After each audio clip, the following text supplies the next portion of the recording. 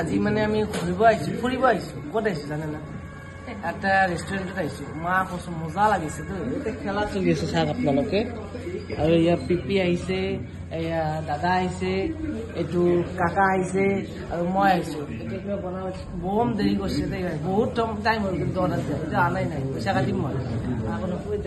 খেলা চাই থাকো খেলা চাই বিন্দাছ খাওঁ খাওয়াটো দেখা আছো আপোনালোক কি কৰে যদি ভাত ভাজা পঠায় তে দেখাব কোল্ড ড্রিঙ্ক দিছে চাইছেন না পাইনা কোল্ড ড্রিঙ্ক চাইছা